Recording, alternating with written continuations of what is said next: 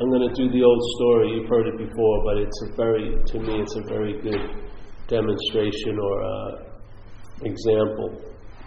So there's the snake. Every year the snake molts its skin, yes? Come on in here. There's no meeting over there. That's the anti-non-duality meeting in there. You don't want to go there. I was just checking to see if I want to go there. All right, well, they're not welcoming, no. This is much more welcoming, because we see you as you are, which is nothing. So every year, snake molts its skin. Yeah? It's not like it does it. All right, the snake isn't sitting, okay, I got to get to the chore of molting my skin. It's just, that's what happens as a snake, in a snake world. Because the skin, after a while, gets too rough and it doesn't allow it to move smoothly. It's sort of dull, so it's not attractive to female snakes, yes? So, all right, so every year this thing occurs. The skin gets molted off the snake. And we're going to look at it from two perspectives, 2 points of view. Yeah, 2 points of view. One point of view is from the skin's point of view, and then one point of view is from the snake's point of view. Okay? Now, from the skin's point of view, the skin believes it's the snake. Yeah? It has a deep suspicion that it isn't, but it believes it is. And so when it starts feeling the forebodings of the molting, it causes a lot of agitation to the skin, because the skin is going to slough off, and that's going to be the end of it. Yeah? Yeah. So the skin now, it's concerned, and so it has access to the thought system, which is the navigational system of the snake, and it jacks into the thought system and tells the snake, you got to get a lot of moisturizer. Do not go in the noonday sun. Don't go over that rock. Don't go over here. Don't go over there. To try to sustain and to elongate its life as the snake. Because as long as it doesn't fall off, they can keep assuming it's the snake. Yeah? So to this skin, it's an incredible threat, the molting, because something's going to be revealed about it, which is it's not the snake. Yeah, it's not the snake. Now, it can seem to be a part of the snake, but it's a part that can be dismissed, and the snake will keep on snaking. Yeah. All right. So from that point of view, from the skin's point of view, it wants to put off that day. That's like D-Day to it, you know. No, do anything. Do not go outside, do this and that. Okay, so it seems as valid as can be from the snake's point of view. It's scared shit. Super anxious. From the skin, from the snake's point of view, it's like hallelujah. Because it has a vague memory that it just happened before. Yeah? And maybe it's forgotten, and it's been assuming, because it looks at itself in its little snake mirror, and it sees the skin, and it assumes the skin is me, yeah? And a lot of people address it like the skin, so maybe in time it forgets the molting, and it thinks it's the skin, but now every year it gets the reminder that it's not the skin, because the skin sloughs off and the snake continues, yeah? And actually a new skin appears that's much brighter, much more attractive to female snakes, goes over rocks much smoother. It works a lot better. Yeah? So bemoaning the loss of the other skin isn't that long-lived, because the new skin demonstrates how much better it is for the snake. Yeah? So from the snake's point of view, it has this deep understanding or a memory of it that everything's going to be all right. But from the skin's point of view, it doesn't see it that way. It's the death of me. The skin. It's calling me the snake, but it's not the snake, it's the skin. So this is what happens. In this one event, there's 2 points of views. Yeah? In this life, there's 2 points of views. The point of view as the skin bag, the flesh bag, whatever you want to call it. The identification as the skin, yes, which is going to change. The molting may only happen once in one's life, but you're going to pass away. The body's going to die. And that's that, yeah? And if you're identified as the skin, that's going to be a really scary proposition. You'll probably try to distract yourself, avoid it, deny it, make everything about not looking at that, because it's the end of you as being what you are. It's just an aspect of what you're not, in a sense, yeah? So the skin doesn't like that idea. And so a lot of times when people start feeling like their mind is opening up, they're scared shit. But not from the mind's point of view, but from the conditional mind point of view, or the mentation's point of view. And if you have that understanding, it will help you travel through it when it gets a little rocky, because the head's going to make a big commotion that you're dying. It doesn't want to be the center of the donut. It doesn't want, this is going to be the end of me, but it's going to be actually the beginning of something, yeah? Freedom from that. See, freedom from that isn't seen as freedom from that. From that, it doesn't seem as freedom. It's the scariest thing at all. But freedom from it, yeah, that's the freedom. Yeah. So when that head starts saying, "Oh, I'm so afraid, I can't go any farther," no one says you have to go any farther. Just drop the idea that you're the one that thinks it has to go farther. Yeah? And then you'll see that you're as far can be. You can't go any farther than where you already are. It's right there. You know what I mean? Going farther is a way of denying its immediacy. Yeah? Which, as soon as it gets denied its immediacy, you become relevant, because now it's going to be up to you to travel and get there and study and learn to finally get back to the goal that you've left. But you've never left it. I remember I went through this 8-day process once when I was younger in Australia.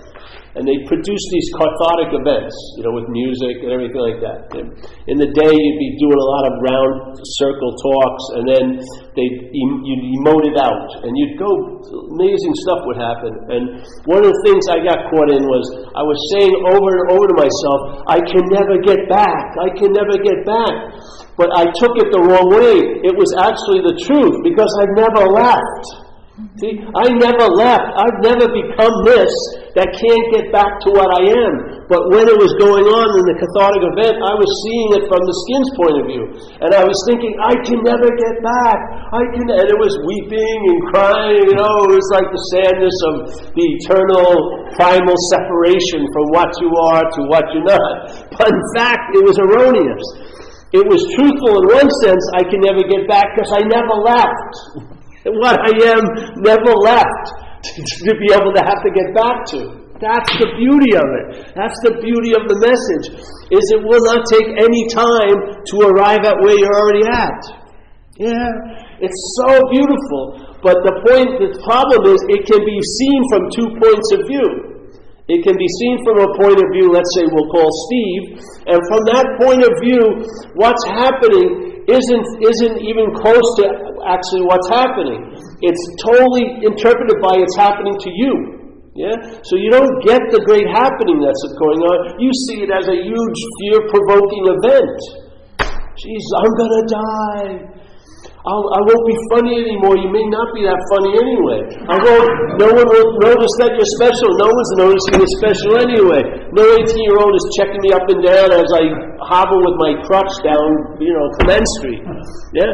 All this is just like the pitiful, like muted yells of the skin, proclaiming, because it's so important that it must be the snake when it isn't the snake.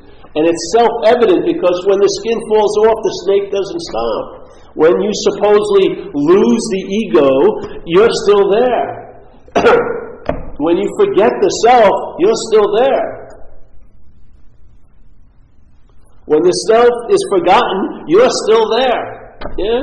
When the self is remembered, you're still there.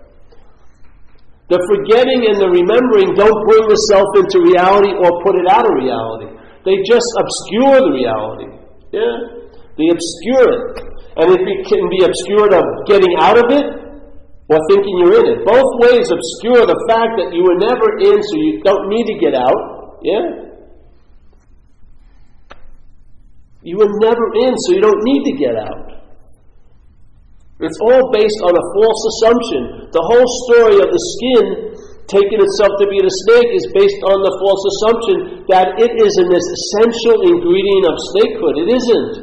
It's just something that can fall off. Yeah? And the snake continues. I've had it a lot of times, even in this place, where I had sudden whacks, on my head, where one time in the water, I hit the bottom. I was coming off a wave, and I was in the bliss of riding the wave, and suddenly, all of a sudden, I hit my head, and it knocked the brain out. It shut down my nervous system, so selfing wasn't produced.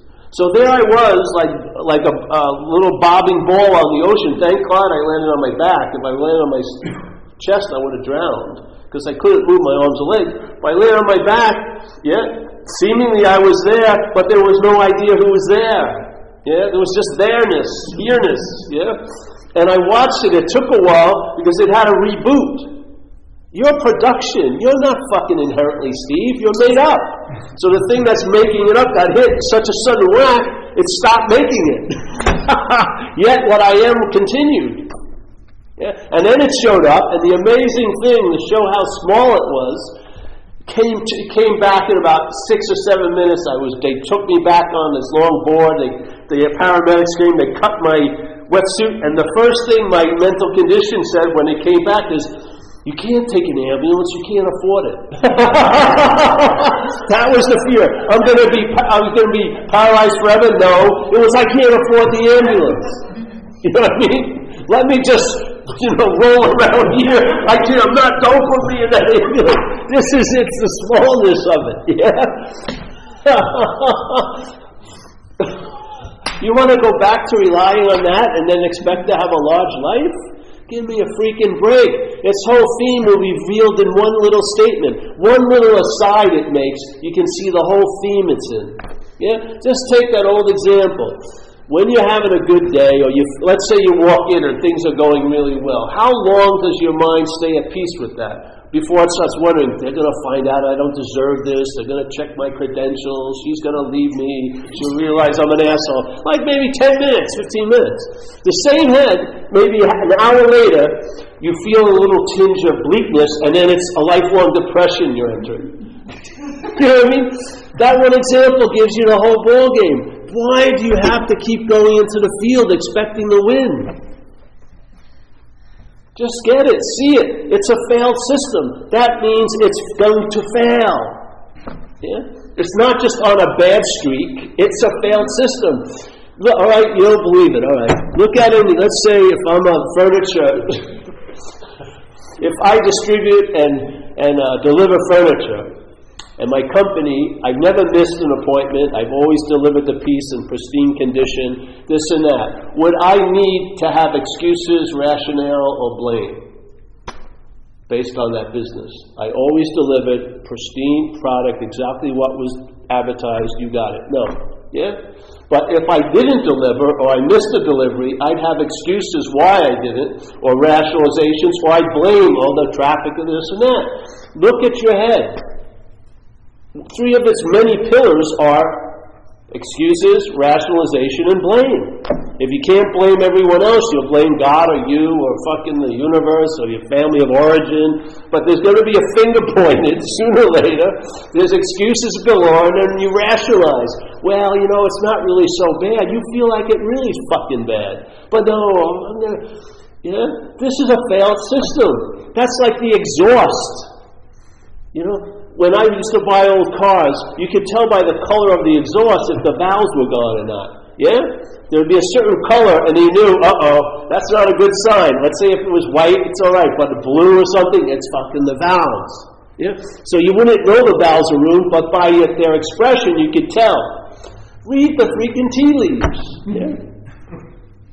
See if it's a failed system. And if in recovery, that's the statement. Then you can have an echo of convincing in the statement. Every time you go back to it and you see why you in so much fear today isn't because self-reliance has failed you. It will echo with timber. You've gotten it. You've understood. And you can always go back to that like a touchstone. You can bring everything that's going on, no matter how incredibly insane the mind's gotten into, you can bring it back to that touchstone. No matter what description of fear you're in, or what do you think, what object has to do with it, you'll bring it right back to that. Isn't it because self-reliance has failed you? Or he says another beautiful statement, tons of them.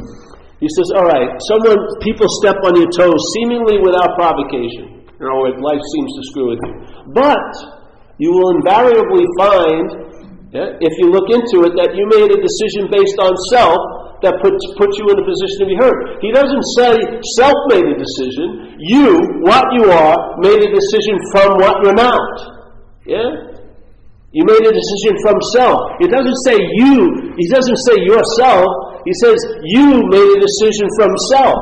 That puts you in a position to be hurt. I had the experience of it. Like, there I was in let's say you're in one of those farms. You may never have been there, where they have the guys on horses, the officers, they're watching you out. And let's say one of them spits on your head for no apparent reason. And you fucking resent the shit out of the guy, but he's a lot more power over you. He's on the other side of the bars, you're on this side.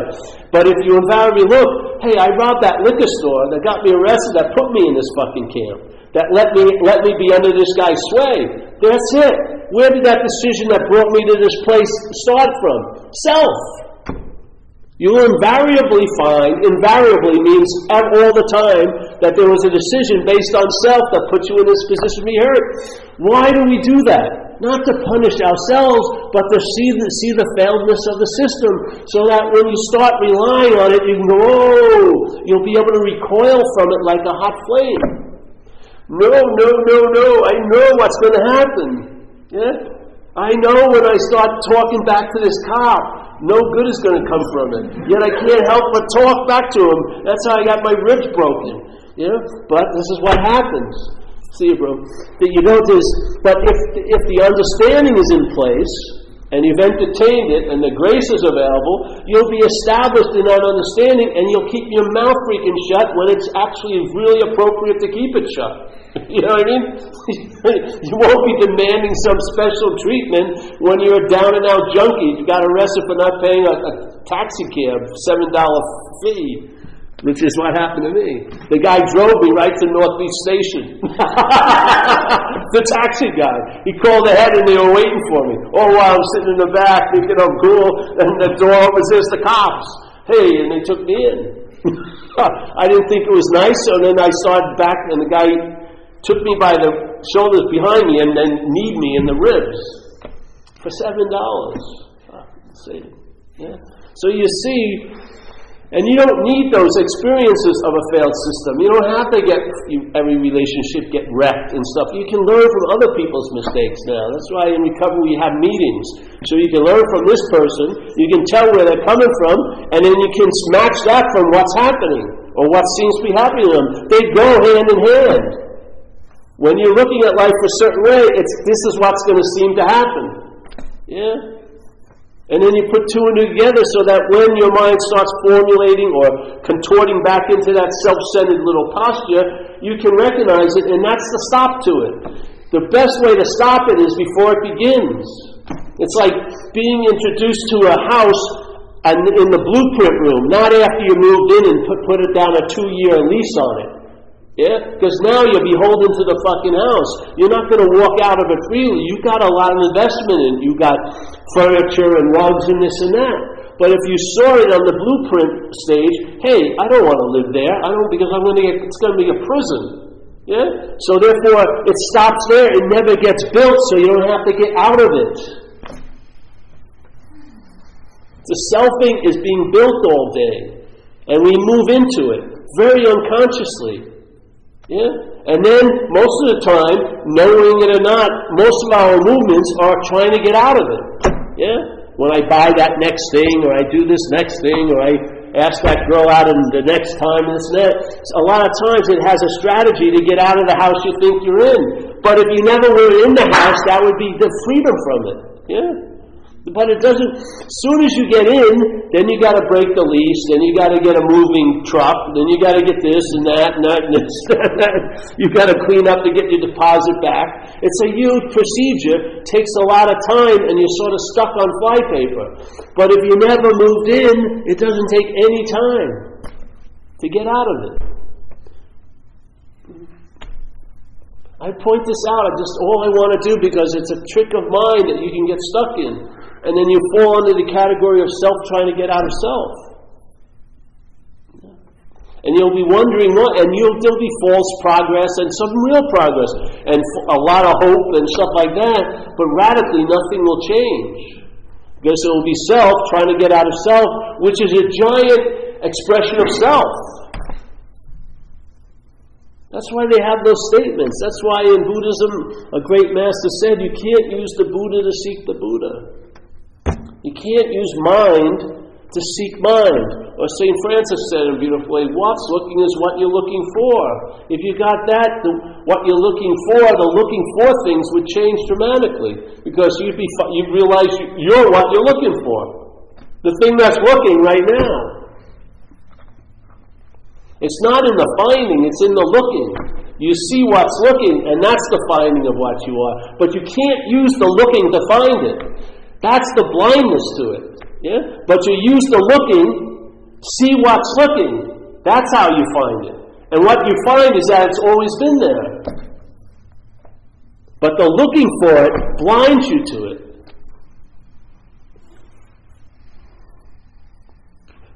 Put it to the test, see it. See if that fits one time, it will fit every time.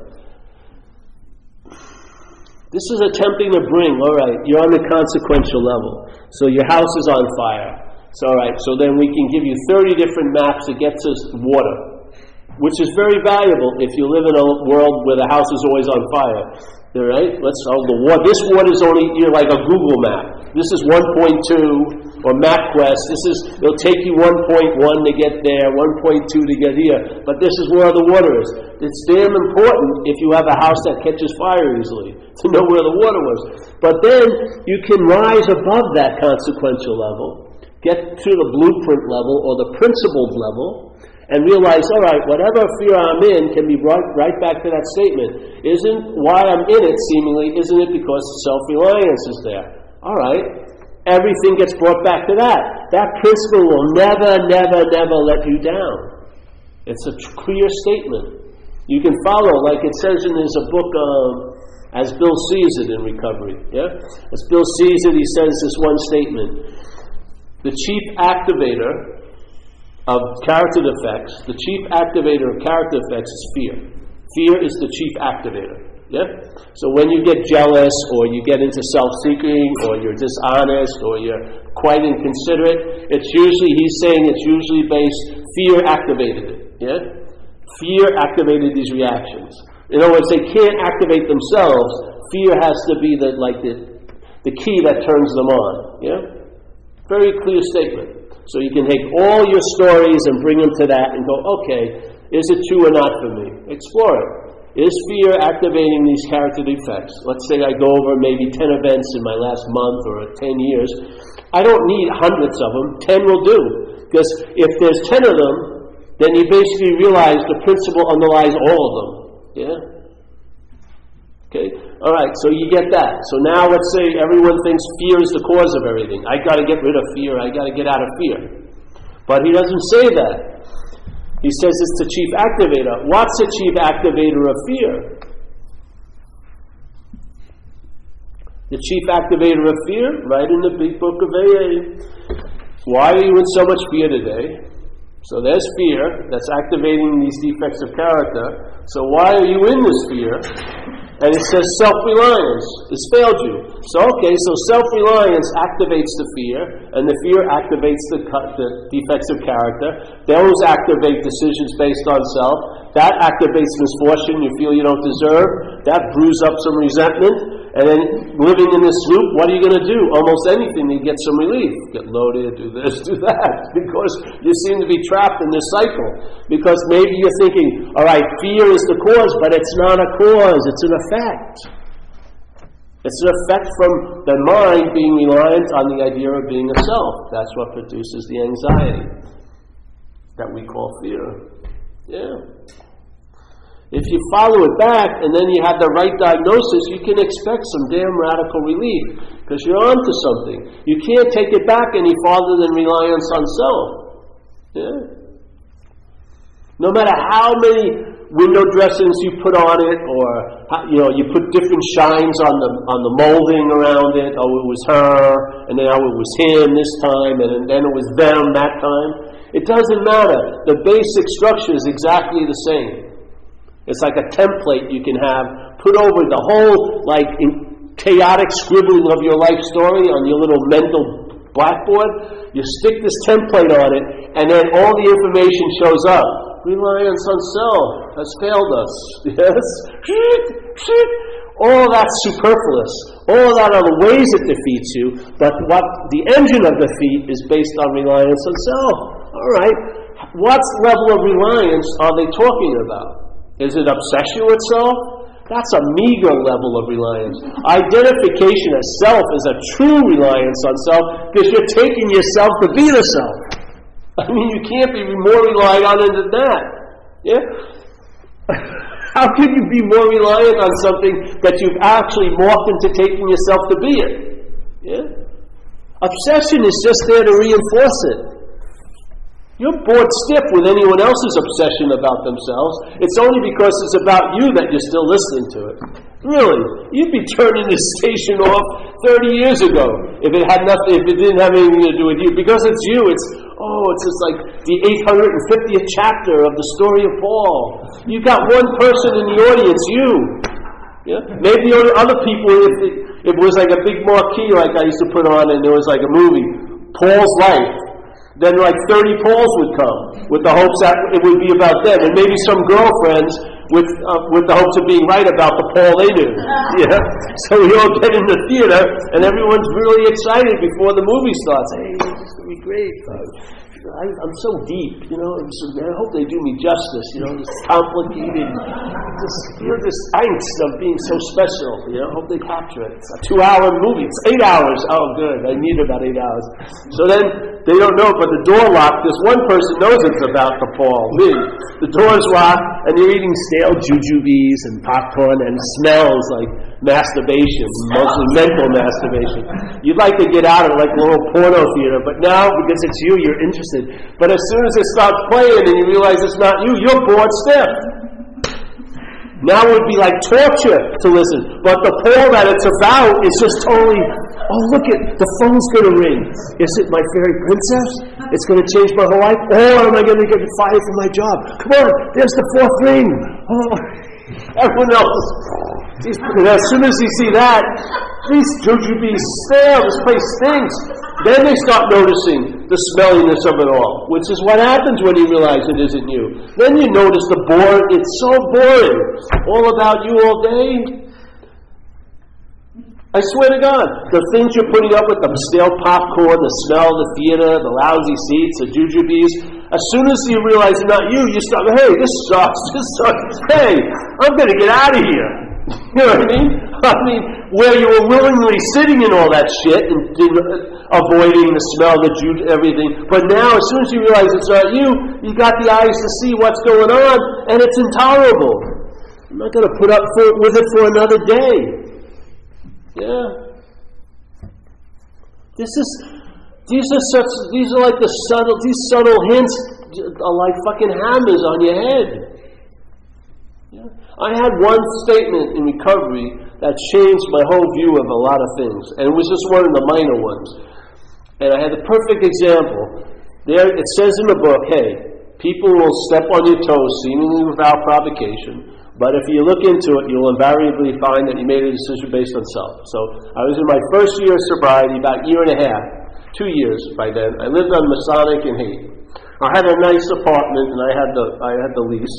And one of my roommates was leaving. So I thought I'd have no trouble renting it to someone in AA, and I put this thing in the paper in the Haight. There's a neighborhood thing for the Haight, looking for apartments. I wrote it down, and I was cool with it, but it was getting late, and I was going to have to pay for the whole place, and no one was, calling me up or anything. So I got a little worried that I'm going to have to pay the whole rent, so self-centered fear arose. And I was working with this guy who was just came out of a rehab. I didn't like the guy. His name was Paul, too. I didn't really like the guy, but he needed a place to stay, so I figured what could happen? You know what I mean? He'll take care of my immediate problem, which is paying the whole rent. Oh, yeah, move in, Paul. And then, June 1st came on, you see? I succeeded once again, my very far-sighted wisdom. Yes, I took care of that problem. So, the next week or two, Paul, he meets this girl that he knew in rehab, and they start going out. Paulie doesn't have a phone, so this girl starts calling me up at 2 in the morning to ask to talk to Paulie, and she's drunk. I'm going, no, Paul's not, he's asleep. Oh, and then a half hour later, Paul, no, Paul's asleep, he doesn't have a phone. So I started feeling like I didn't deserve this misfortune. So I was starting to resent Paul and this girl. I swear to God, cooked it up perfectly. So then something happened, Paul doesn't show back up the place. So I go in there and there's all these little pink vodka bottles all over his room, under his bed. And Paulie and this lady are holed up in her house in the East Bay, just getting loaded. So I'm all right, sure. That's what he wants to do. Fine. I get a call from Paulie. It sounded like he was in hell. Can you help me? And I didn't do what I was taught. I didn't get someone to go with me, so I drove to East Bay in my 56 Oldsmobile, and I'm going to retrieve Paulie and bring him to Ozanam, which is a detox in the city. A very clear-cut mission, in and out. So I drive over there. I go to the door, I knock on the door, and I hear this moaning way in the back, really like the hounds of hell. I'm going, they said, come in. I said, I'm not coming in. I'm not coming in here. Come out of here. Come out, Paul. So Paul, he comes out, but he only has one shoe on. I said, where's your other shoe? Oh, it must be, I get in there. He's another 15 minutes. It was like, how far can this house go back? So I can hear them yelling, and he comes out with the two shoes. I get him in the car. I drive him to my house, to the Haznam. I drop him off, and he's drunk, so they get right in. Because usually you have to be loaded to get in there. You can't go in sober. It's strange. He was drunk as a skunk.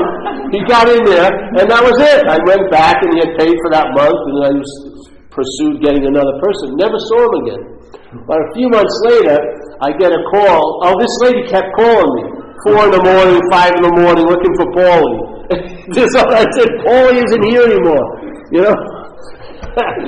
So the misfortune, resentments just kept cooking. And then finally one night I got a call from this lady. I didn't know who she is. And she says, is this Paul? Is Paul here? I said, yes, Paul Hederman. No, the other Paul. I said, no, he hasn't been here for months. And she says, well, I'm Kathy's mother. And that was the lady. And I just wanted to tell him that she died. She overdosed. So I said, Jesus Christ, this whole thing, this whole huge scenario started from where? A decision made from self. I didn't make the decision. That's the bondage of self, thinking you're the one that did it. A decision made from self. It's totally different than I made the decision. I made the decision is a totally different statement than a decision made from self. Yeah? Totally different. You got to get clear on this, because if not, you'll keep identifying and paying allegiance to the expressions of self by calling them yours. That's the bondage of self. You've got to recognize the foreign installment so that you can entertain. I can be free from it. If you don't recognize that, you're going to try to be free as it, and it's not going to work. You're not going to get radical freedom as a self. Its whole thing is bondage. Its whole idea is bondage. You're in a claustrophobic system that's failed. Yet you can't take any advice other than that, because self can't get out of self. You've got to question, are you in self? When you realize you're not a self, that's how you're out of it. Yeah. So that statement was incredibly demonstrated, that statement in the book. And there's tons of them in the book that thousands of my experience fall under. Like when I put those 8 or 12 templates that he stated, self is what has defeated you, made decision based on self, and I stuck them on my whole story, there it was. It's explained thousands of pages with 8 sentences of my life. Yeah? It's like speed reading through hell. Just, all right, not page 80 of hell, just hell, okay, I got it. Yeah, I got hell. I don't need to live every fucking page of it. I got it. Hell. Yeah, that's it. Then I could entertain, I could be free from it. Why? Because like it says in the book, we are not people with problems, we are the problem. It's called being identified. How can you get out of the problem if you were the problem? How you get out of the problem is because you're only seemingly the problem. It's appearing to be true that you're a self to you.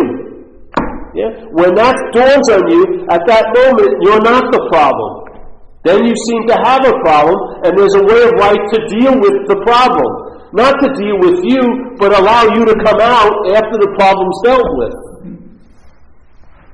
AA isn't dealing with you at all. It's dealing with what you're not. It's dealing with a mental condition that's built up lot of interest and attention of yours is stuck there.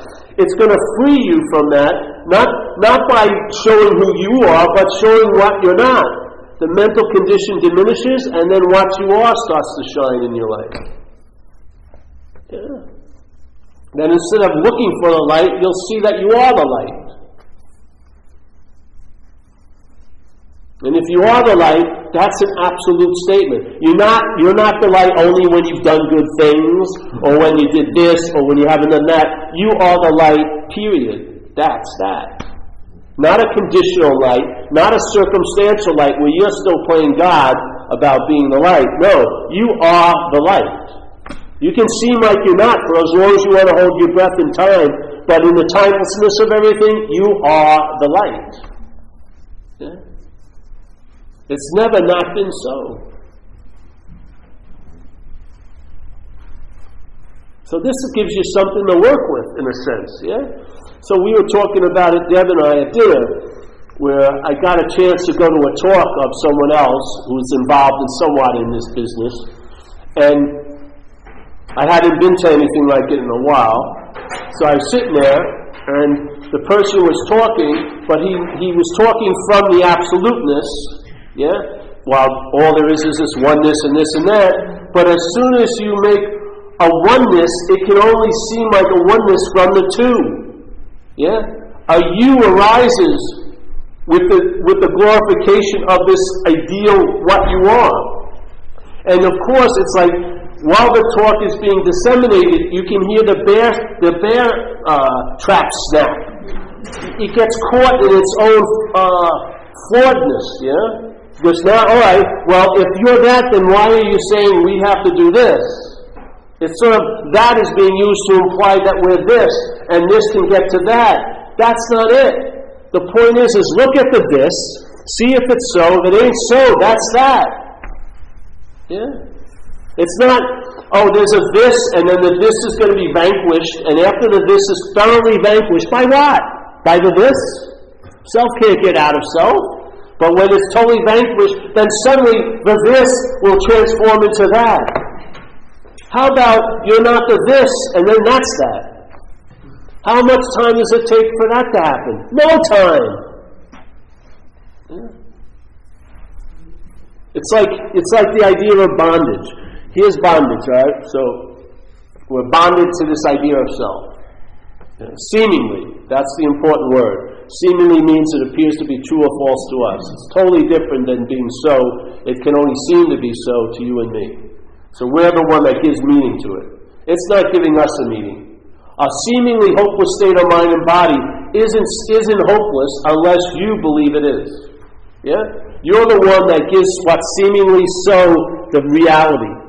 Reality lends itself to things that aren't so, and then they seem to be so. Yeah? Because that's the only way they can ever seem to be so. They have to get that so-ness from what's so. They can't, where are they going to acquire it? Where is false evidence going to find some reality to appear as? It has to convince the reality that it's real. And the reality goes, okay, I'm going to give you all the meaning you've got. This is a real fucking problem. And hence, it seems like it is. To who? You. The funny thing is, your power doesn't even move to the next person, because the thing that seems so real to you may not seem as real at all to Steve. And we're sitting in the same room, and I'm describing it as best I can, but it doesn't seem real to him because his mind's in a different state. How real can it be? Yeah. So everything reaches to a level of seemingly so. It appears to be true or false to you. To you is the main ingredient. Not that it appears to be true or false. It has to have something to appear to be true or false too.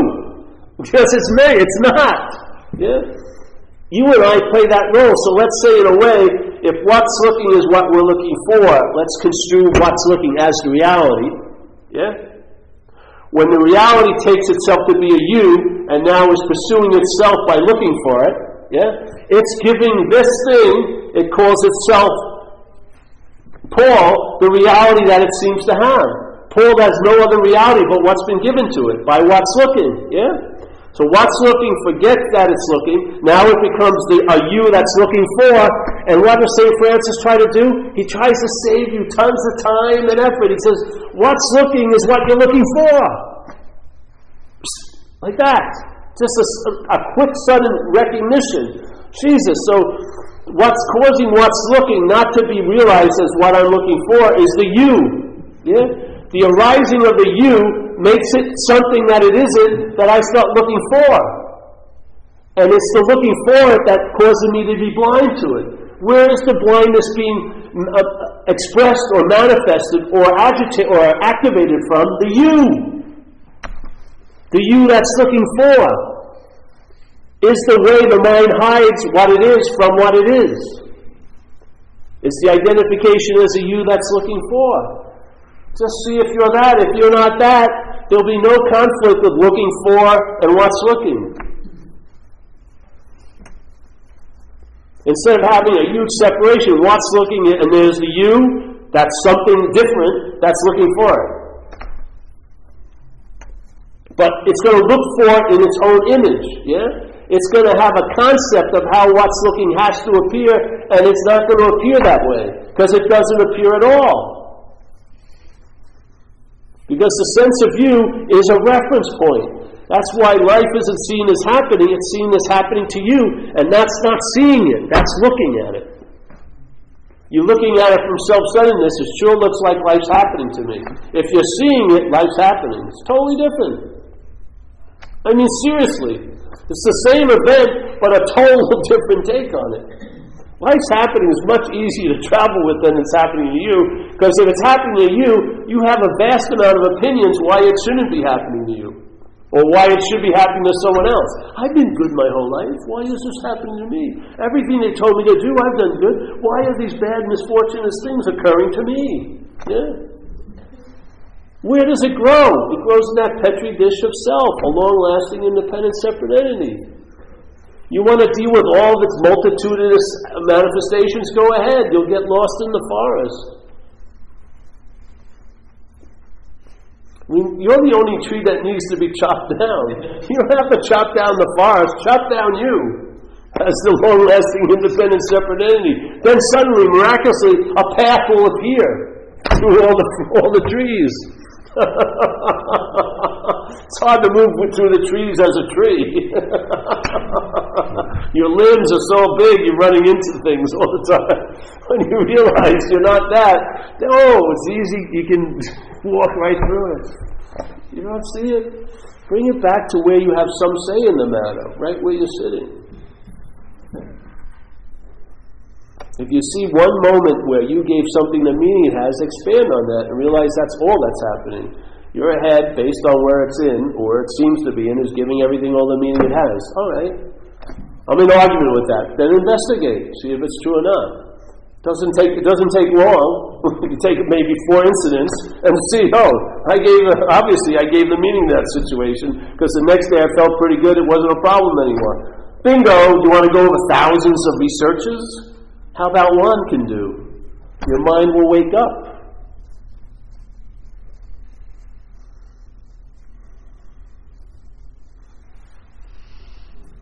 Or just keep coming back. What do we say?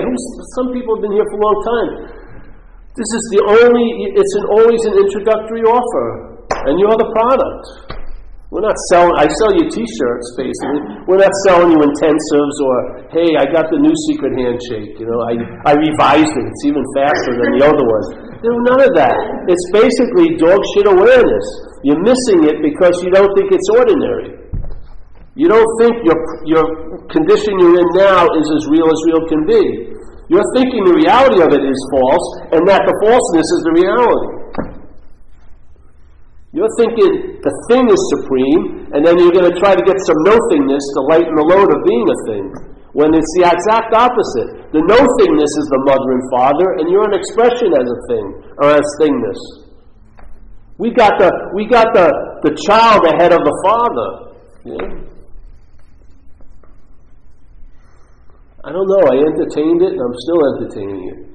For I don't know how many years. You cannot not entertain it. Your mind is only entertaining all day. Yeah? You don't think you can entertain a movie and then realize it's not the star of the movie? Easily. The movie will continue. This is part of the event here. Yeah?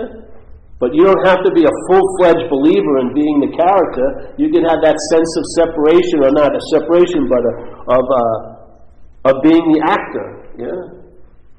And that's even giving it too much. An actor would mean there's a someone, but just being the acting of it. The action figure doesn't have to stop for you to realize you're not that. You were never that.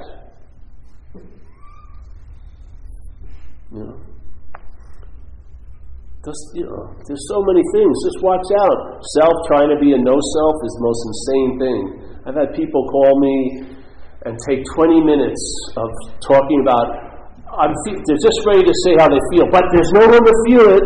And I just said, break down. And suddenly they start crying. I go, thank God, 20 minutes of this fucking non-duality dualism shit going on and on. Just fucking drop the rock. You're not holding it. You think that there's no decisions here? There's tons of decisions. The question is, are you making them? Are you the one, this idea that you're the decision maker? Is it so or not? If you take one example where it wasn't so, I'm telling you it's never been so. It just seems to be so. It's a story. And that story has got you saddled like a horse, and the mental condition's riding you. Yeah. It's going where it wants to go. It's like that thing, I saw even more, that thing about the mushrooms, yeah? This cordyceps mushroom. Someone sent me a bigger link. It was a much more extensive show. The cordyceps mushroom is unbelievable. The species of, and there's a lot of different species, and each one lands on a different insect. The one cordyceps, they only land on ants. Another one only lands on grasshoppers. Yeah? But their MO is the same. The spore lands on the ant, jacks into the head, tells the ant to go where it wants to go.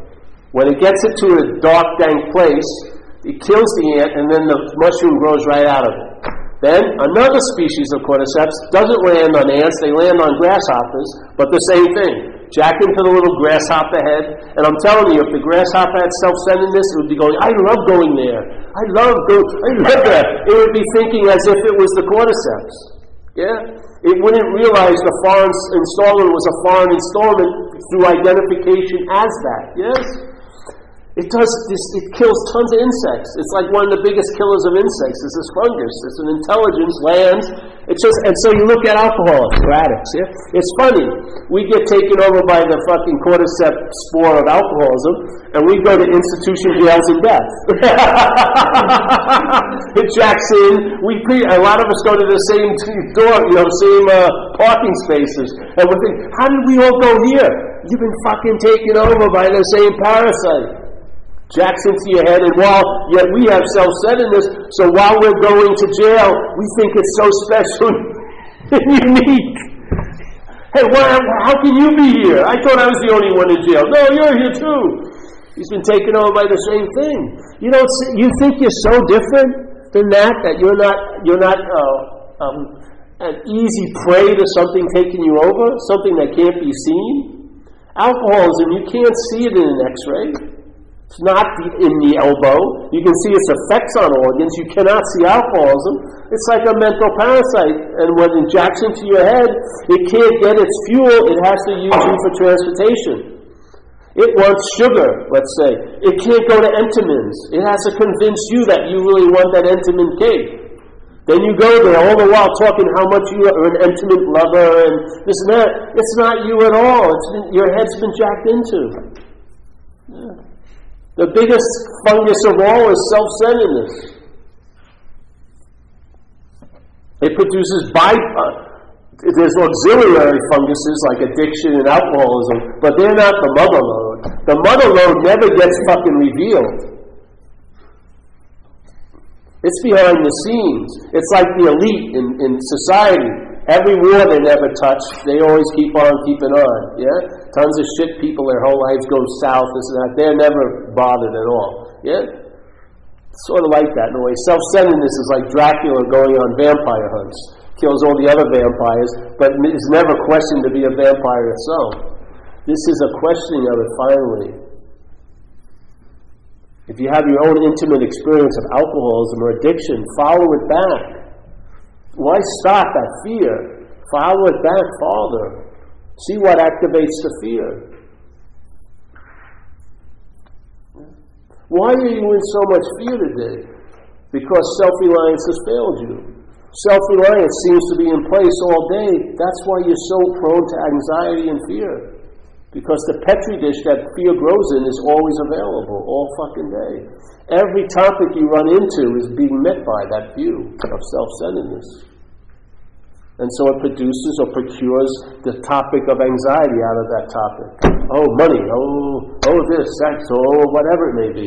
Yeah? It's like it's latently there, always available to arise when the right conditions are in place. And self-centeredness is the right condition for all that shit to come up. Now, you don't want to have the shit, but you don't want to look at what's causing the shit, which is the sense of being you. You want to have freedom from that, but not, you want to have freedom from that as that.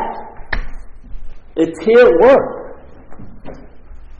You can't be free from the effects of self as a self. That's the producer of the effects. In other words, like if I go to, let's say, Burlingame. I had a bottom in Burlingame. I don't have nice memories of Burlingame, California. It's really a nasty place in my view. So, okay, if I go to Thailand, Bangkok, 4 days in Bangkok, it looks like Burlingame to me. Because I'm going to give the same meaning I gave to Burlingame to Bangkok after a few months. Yeah. It doesn't matter where I go, I'm going to tint it with the view I'm saddled in. Yeah, it's like a color yellow dispenser. Everything I come in contact with gets tinted yellow. Then I say, why does this look like, I don't like Bangkok, I don't like Burlingame, I don't like this, I don't like that. Yeah, of course not. Because the tint is being thrown from you onto it. If you see yellow in all your pictures, it's like all your pictures have a thumb in it. It's your thumb. Remove the thumb, you'll get a much clearer. What's that fucking object? Is it a flying UFO? It's your fucking thumb.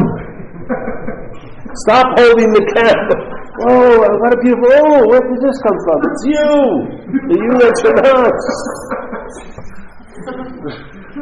Just move, quiet little move.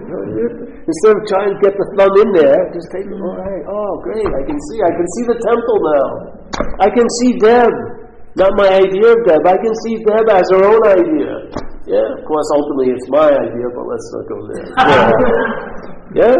Take the thumb out. Hey, wow, shit, people can surprise me. I can surprise myself. Jesus, I never acted like that before.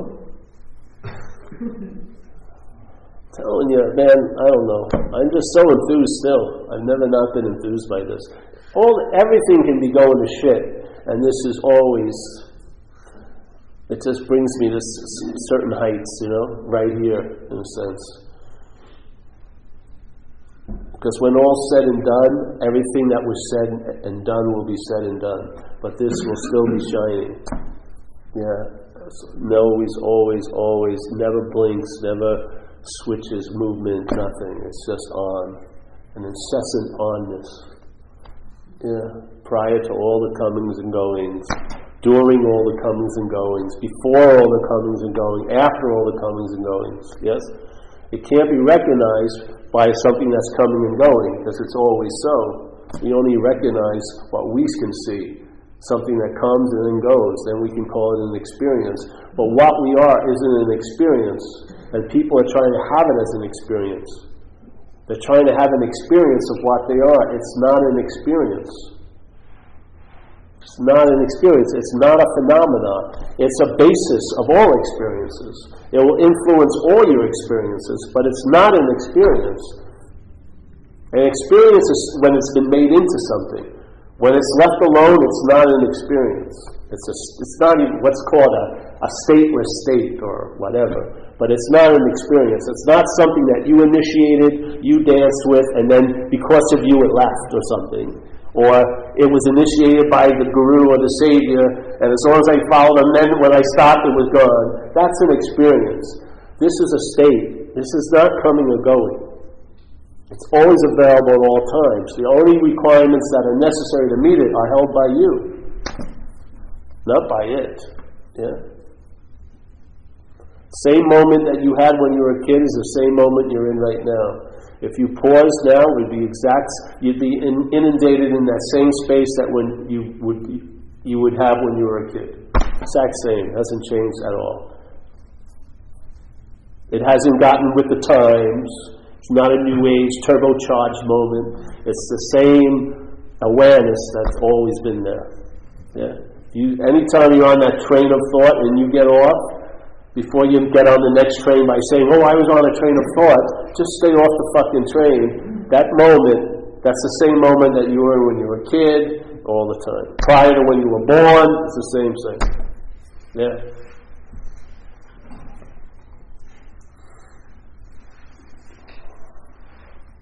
Just because it's always the same, a lot of minds think it's boring. They do. They want an experience. They don't want this. They want to have experiences. They want to have peak experiences that they can try to duplicate, yeah, or compare to other experiences. But this is very, you can't even point it out. You can't go, oh, look at this. Oh, read my journal about how it was today.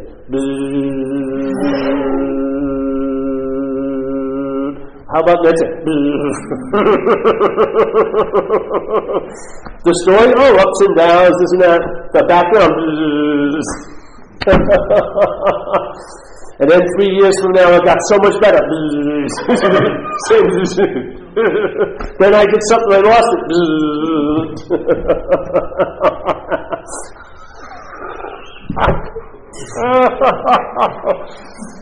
Then I learned how to play it. No, it's playing you. I meditated on it. No, it's meditating you. You're being meditated right now. This is it. Oh, I'm going to meditate on it. No, but it beats you to the punch. It's meditating you. Well, I'm going to stop and I'm meditating it. Okay, give it a shot. All right, I'm going to start meditating. It's been meditating the whole time. All right, I'm stopping. It's meditating the whole time. I want an experience of it. Good luck. You can't have it.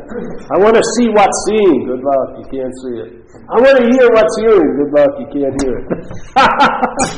I want to feel what's feeling. You can't. Sorry. It's foreboding. Content cannot reach that context. Yeah? Then how am I ever going to know it? You're not. Give up the ghost and you'll be it. It's much different. But it doesn't look like what I thought it would look like. Thank God. If it looked like what you thought it would look like, it wouldn't be it, man.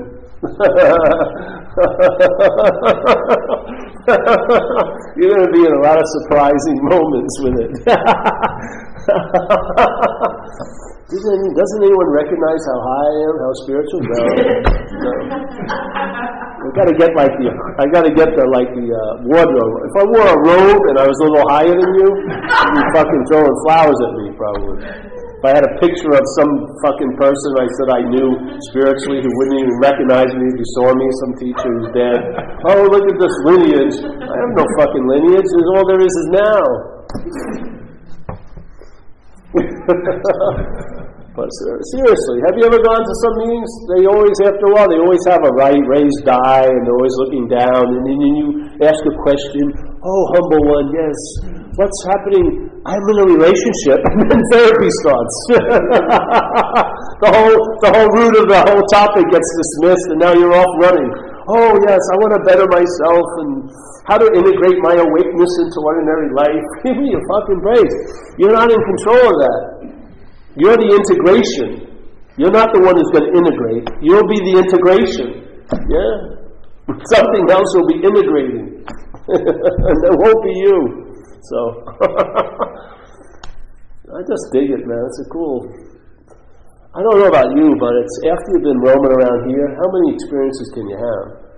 Especially if you've been an addict and stuff. Fuck. You know, I died a number of times. I shot up monster shots and zoomed myself out of my brains and fucking flopped like a fish for 5 minutes on the ground. I mean, I've done tons of things. I mean, how much can you acquire an experience. It's like shopping. It's like a never-ending shopping spree. You keep going back to the same aisle because you run out of uniqueness, And what happens is inherently sort of breeds an emptiness. When you get everything you wanted, you get bored. Because it's not there. You can't be filled by that. Yeah? Because you're already filled. You're meant to be pouring out, not trying to pour something in. You're meant to be pouring out. Like you have it by giving it away. You're full as hell. Yeah? You're meant to be, you're not like a water bottle, you're the waterfall, it's sources, yeah? You're spraying out, not trying to suck in. Experiences is like trying to gather something. If I experience enough, it'll turn me into a state of being. All it's going to do is turn into another mental state. You can't do and have yourself into a state of being, because you are that inherently. How can you do and have yourself into it? You'll do and have yourself into a mental state concerning the being. Save yourself some time. Just entertain these possibilities. See what happens. You'll have to begrudgingly admit down the road that you're traveling later.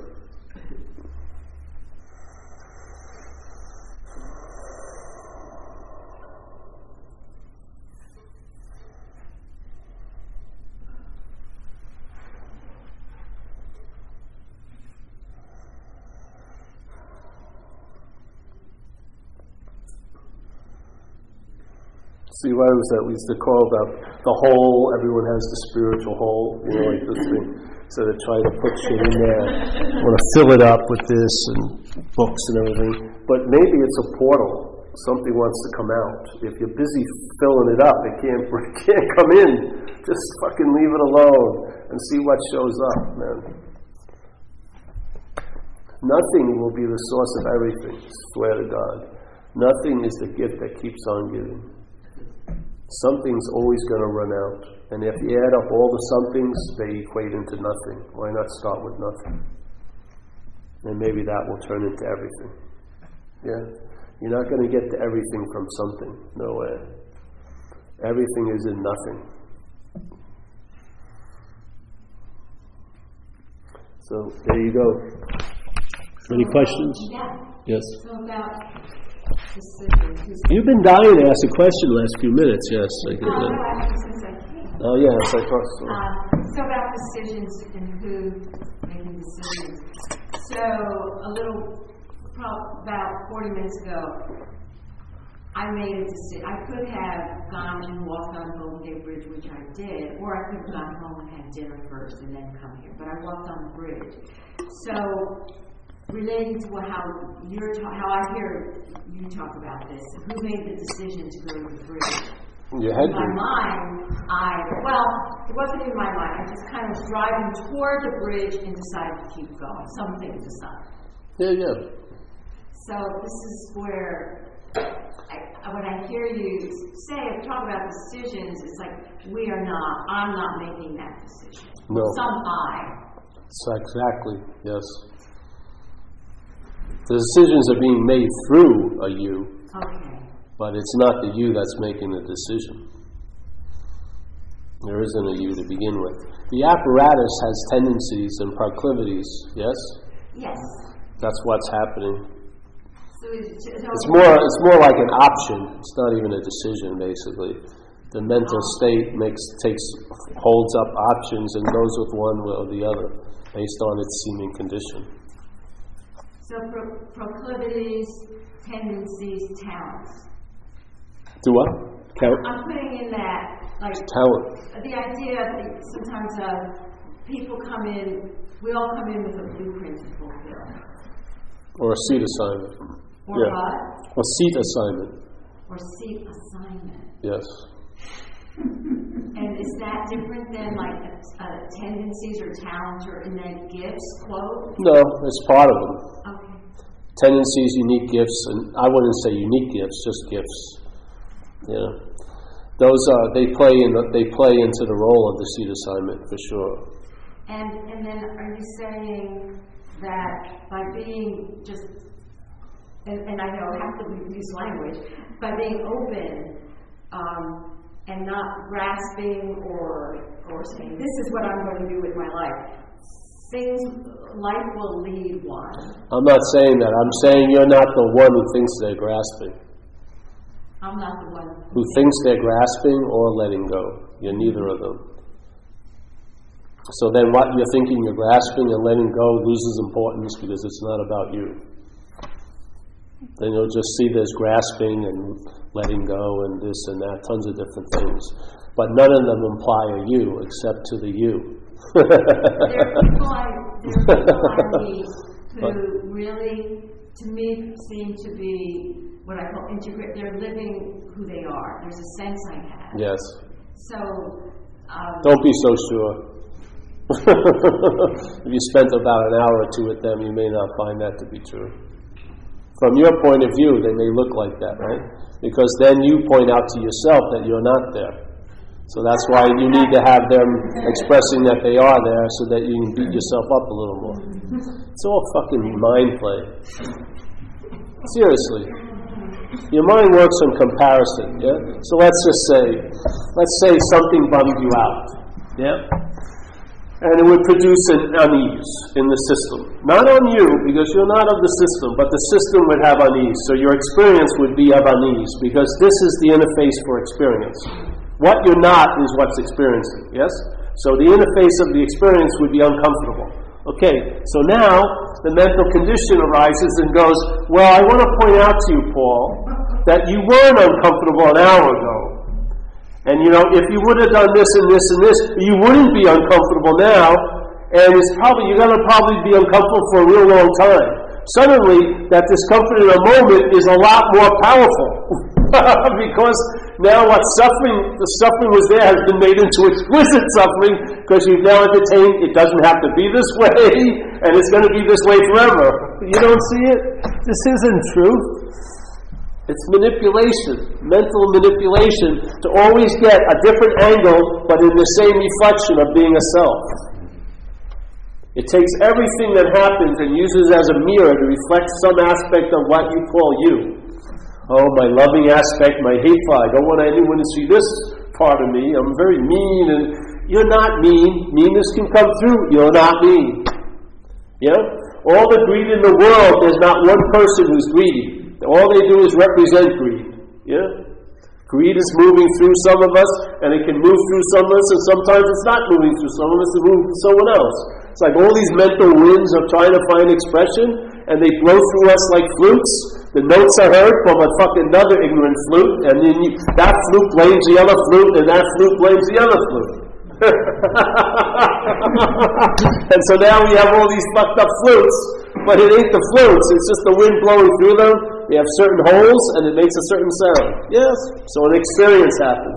But when now you become beholden to the one who experienced or the experiencer, that's the bondage of self.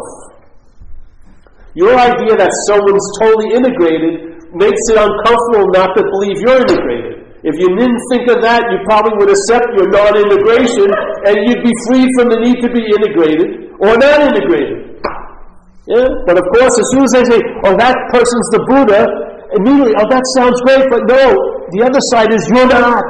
I'm not the Buddha, and I should be the Buddha, and I need to work harder at being the Buddha. That's what happens. It's not a simple recognition. The recognition always reflects another recognition, where you seem to be.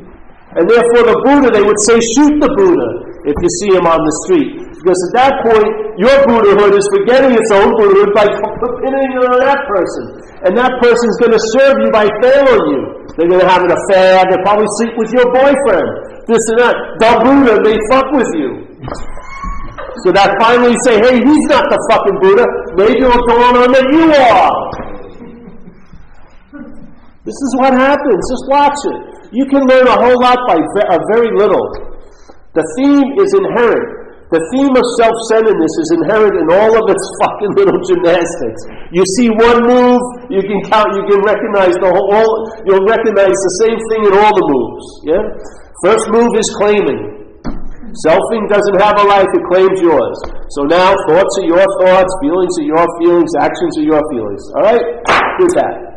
So now it has claimed everything, and therefore now these are in my possession, now it's going to think about them. I should be a better thinker. I can't let people know this thought. This is a bad thought, and a person of my standing shouldn't have a thought like this, and on and on. So it produces a petri dish for mentation. Tons of mentation. Just because that little activity was claimed. The difference between a feeling and my feeling is huge. Huge. The difference between a thought and my thought is unbelievably huge. Yeah? This is hell. One is just whatever it is, the next is a mental hell. The people who are in a mental hell are not captured by thoughts, they're captured by my thoughts. They're identified as the thinker or the object of the thought. That's the hell, not the thought. Because someone who's in good shape will have the same thought and will have no effect on them. It's not the thought. It's the my of it. The my is the bonding mechanism. The claiming is the bonding mechanism. This is a knee that's hurt. It's a huge different story than when it's my knee. When it's my knee it hurt, the immediate idea that it shouldn't be hurting comes up. Because why? It's my knee. I don't care if your knee hurts, but my knee, it shouldn't be hurting. Or someone says, I hurt my knee. Did I actually take a hammer and hit my knee? No, the knee got hurt. But no, the statement is, I heard it. I thought this. I felt this. I'm not integrated. They're integrated. Give me a fucking break. No one here is integrated. There's no perfect people. There's no authentic self. Don't buy it. There is no fucking authentic self.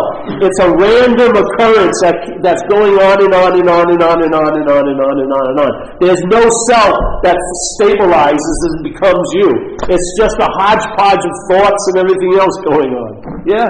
There's no integration. It's a fucking story. It's freedom from the bondage of self. You know how many people think they found their authentic self to be unauthenticated a year later? They go through they get their notary public, I am a spiritual person, then they do something that sort of exiles them from that. Okay, it's null and voided. You're not a spiritual person. Oh, fuck. I was the authentic self for a year, now I'm the unauthentic. So, you know how insane that is? Throw both of them out. This is like being free from the need to be liberated. Give me a break. It's a false holy grail that a human action figure can become liberated. You're relieved of the identification as the action figure, and then you realize you're prior to liberation. You don't need freaking liberation. You're prior to it. You don't need freedom from bondage. You're prior to the bondage. I don't care how much you believe you're screwed. Ultimately, you're not screwed. No matter how much you think you're screwed, it can only reach the level of seemingly so. It can only appear to be true to you. How many times did you feel like you were fucked and it drove yourself crazy when all your friends didn't see you as fucked? They'd be going, what the fuck's wrong with you? You're fine. No, I'm so fucked. What? I saw you yesterday, you look exactly the same. Now you're telling me you're totally fucked. What happened? I don't know, but I'm fucked. Oh, okay, shit. I had situations, I swear to God. I was in a relationship with someone, long time ago. She had tons of pictures. Every picture I looked really happy. But my story was I was unhappy. Everyone said it was a surprise to them. You looked as happy as hell. I got to surf every day. Had a house in Australia near the beach. Had a couple of boogie boards, my health. But I had a belief, an idea, a story that I was unhappy. I got to get out of this situation. This heaven is killing me, you know. It's just so fucking surfing every day and fuck, shit. Yeah, all made up. All the pictures, happy. But no, story, bummed out. Which one over? The story. Made a decision based on self, there you go. It doesn't say I did. It made a decision based on self. A decision was made based on self. The self is not me. Yeah? Other decisions cannot be based on self. So let's say some decisions are based on self-centeredness, and then other decisions are based from centeredness. If you wear them for a while, both of them, you'll realize the centeredness seems to work out for everyone better. Yeah? The self-centeredness, it may look like it worked out you for a very short time, but it ultimately blows up. But the other one, it seems it works out for everyone. So a decision, it's not you making the decision, it's based on where the mind's resting. If it's resting on self-centeredness, a lot of decisions are going to be based on self. If it's rest on centeredness, a lot of decisions will be based on centeredness. You've tried both, pick the one that seems to work better. You can recognize it after a while. Can't you? Can't you recognize the feeling when the decision is being based on self? Contraction, anxiety. Yeah, you don't like to share it much with anyone else. Maybe I should run this by someone. No, I got to keep this to myself. It's such a fucking great idea. They may steal it from me. No, I'm not going to share it with anyone. Please, haven't you recognized it? You know you're up going to get it. You know, it's going to whack you. Other one, decision based on self, you can share it with people because it's not just you. It's all right, you know. So right there, it's a decision to decide whether or not to go. No, yes, there is a decision. There's a decision, but there's no one who has a decision. Say that again. There's a decision, but there's no one who has the decision. You see, your belief is there's got to be someone to decide. It's arrogance of self. A lot of shit's happening that has nothing to do with self, and yet it's still happening. It never had anything to do with self, and it's still happening. It's not like you finally decided, I'm not the decider. Has the decision still occurred? Of course it has, because it had nothing to do with you as a decider. About my own life? About everyone's. There's just decisions being made. Why do we constantly have that? It's like this, the logic of self-centeredness is incredible. If an action occurs, there must have been an actor. Can't there just be actions? Can't there just be verbing? Why does it have to be a noun somewhere? If it's not you that did it, or I did it, then it's God that did it. Somehow we want to know the final cause of everything. Why? It's insane. Decisions are made, aren't they? Aren't they? Decisions are made. They are. You made a decision to come here tonight, seemingly or not. You made a decision, but there's no you that made a decision. You're stuck with the idea that a decision has to imply there must be a you doing it. Who says that? Well, then I want to know who made it. You're lucky you're far away, because I fucking cut your head off with a sword if you were close. And then it would still talk. You made the decision to cut my head off.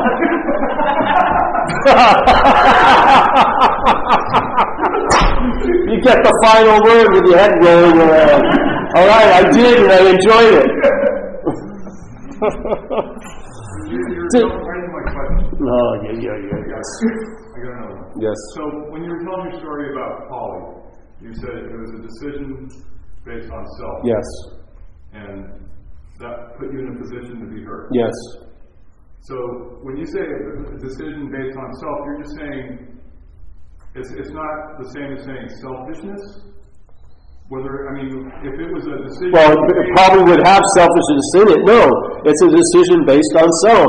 In other words, you feel like you made the decision, but it's actually... What your intention was? What?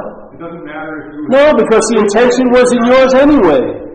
If you were letting him stay with you to help him, rather than you letting him stay with you to help you, I read it as that you took it as you were selfish in that decision, something to benefit you, and it ended up hurting you. And on the other side, if you had been helpful to someone else, not thinking of yourself, it could have still turned out to be a problem, but do you see what I'm saying? I do see what you're saying. There was a decision based on self. Yes? Just basic truth. That's right. Now, you've had a lot of experiences in your life or decisions that you could sense it was coming from somewhere else, yeah? You may call it the better you, but that's just a story. It just came from another aspect of mind, yeah? And that seems to have a lot more wisdom. It sort of like goes with the flow, like the way of Tao, yes? So now you seem to be aligned with a bigger current or a bigger movement, and it seems to work better. Then, something happens, a decision comes out of self. The idea of being a self, yeah? The contracting, very short-sighted, trying to get a large benefit and not worrying about the consequences, though there'll be plenty, yes? You're not the decider of that either. It's just mind, yeah?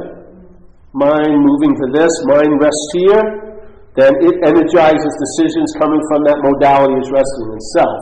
Mind rests in centeredness, now it's energizing decisions made from there. There's not a you to be found in any of this.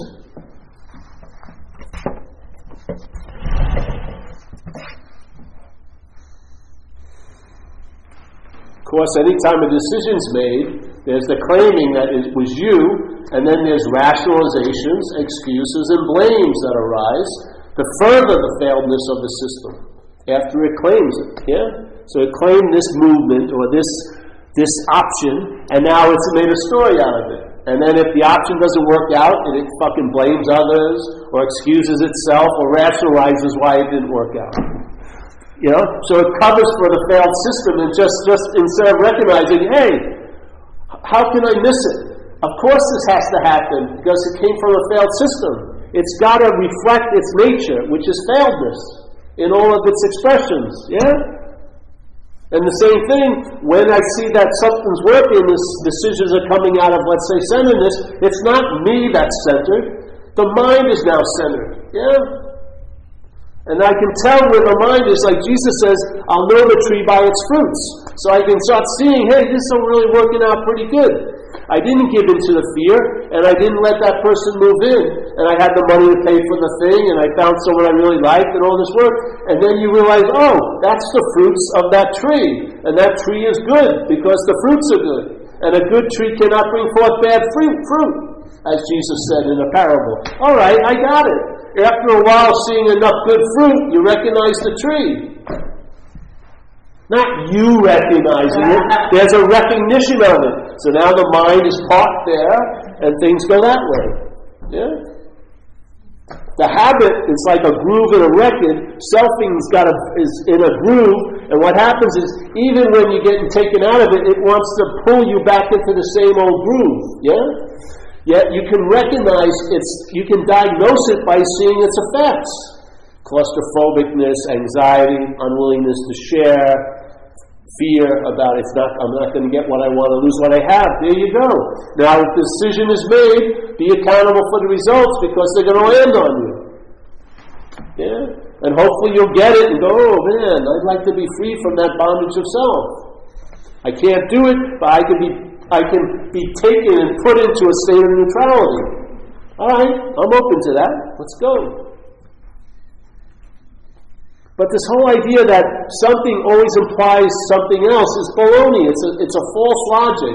An action does not imply an actor. It only implies it to us. Cats don't have fucking guilt unless we've lent it to them by domesticating them. You know, you ever see dogs now? They look embarrassed when they're taking a shit. If they were wild dogs, they wouldn't look around like, they got that weird posture, and they're like, you see them, they look embarrassed, like their owners. A wild dog, shitting everywhere. They eat the shit. Because they're not bonded with that idea of being the shitter. Yeah? You ever see birds? They don't even know they're shitting. It just comes right out. They'll be eating and shitting at the same time. They don't pull the sphincter muscle close. Oh, did anyone see that? No, they're just birding, and that's what's happening. But us, with self-centeredness, I shit. I took a shit. I farted. Oh no, I shouldn't have. It's fucking insane. The sense of being the doer. You don't see that as what's driving your fucking self crazy? Jesus, you're accountable, but don't take yourself to be responsible. Look at the example of alcoholism. Anyone here that's been taken over by alcoholism, where was your choice? The decisions were made for you, through you, as you, but not by you. They were through you. Alcoholism made the decision. That's why all alcoholics usually end up in the same fucking place. But the same modality of minds making the decisions for everybody. But that's where the decisions are getting cooked from. And they override all your predilections and all your conditionings. The parasite overrides your upbringing and everything like that, and just runs you fucking ragged. Yeah? And you're possessed. And if you don't feel like that, go out and then tell me what happens when you drink again. It's like a possession. Something takes you over, and you have no say in the matter. In fact, it's because you never had any say in the matter. There's been so many different drivers in your life, most of them unrecognized. One of them has been recognized, alcoholism, because it was revealed in 1935 in a book, 1939. So that if you've had that run your life, you can identify with it by listening to other people who've had it run their lives. So we can recognize that self-centeredness is much more difficult to recognize because people don't see it as a disease. Yet it's the mother and father of all disease. Yeah, we're here to point it out. Some of us, it rings true. Okay, I'm telling you, the best way to get out of it is realize you're not in it. But I feel it. What you're feeling, yeah, sure. It sure seems like it's true. But what you are is not the feeler, not the thinker, not the hearer, not the seer. There's just hearing, seeing, feeling, thinking, tasting, touching, deciding, not deciding, doing this, doing that. It's all going on like a huge verb, huge verb with no noun to be found. Our mental condition puts nouns in there to make a story about it. And we're suffering from it. If you're not, you wouldn't be here. Or you're here because you've gotten relief from it. So now you know about the bondage of self from the relief from it, which is a great way to know it. Knowing it under the bondage is not knowing it. You have no idea what's going on. But from the solution, you get to realize what was happening. Yeah? You're freed from it. And when you're freed from it, you realize you were never bonded to it. It was a story. Yes. I'm stoked tonight. I know, calm him down. He's worried, but no, the energy is nothing, Kathy. Yeah.